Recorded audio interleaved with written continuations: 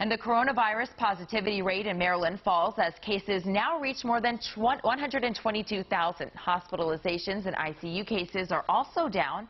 Maryland-based company Novavax is starting a late-stage trial of its coronavirus vaccine candidate in the UK. The trial will enroll up to 10,000 volunteers over the next 4 to 6 weeks. If successful, Novavax officials say it's ready to make billions of doses. The CEO of Novavax says it expects a phase 3 trial of its vaccine candidate to get underway soon here in the United States. And Maryland schools are still dealing with the challenges of the pandemic. WJZ investigator Mike Helgren spoke to the Baltimore City schools about reopening classrooms in the midst of layoffs.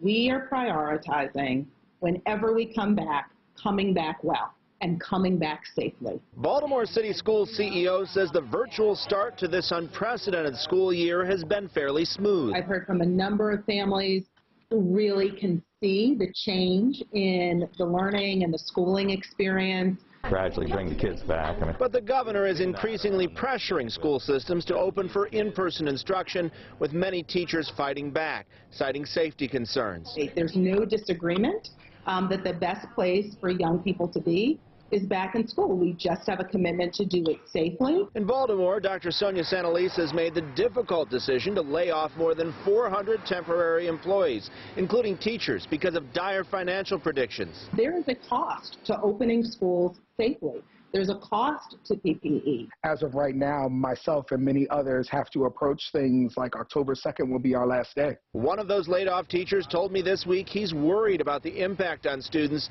and hopes he can come back. We're essential. We're not something to toss away. In Baltimore County, the superintendent abruptly reversed a decision to bring teachers back inside classrooms next month. There is pressure to get as many students in the classroom as possible. Unions representing teachers and support staff fought the surprise move, threatening legal action.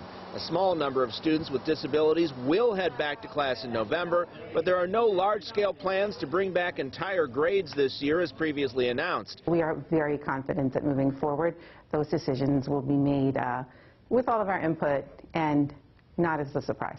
Baltimore County Superintendent says he has yet to make a decision on whether to allow fall high school sports. In East Baltimore, Mike Helgren, WJZ.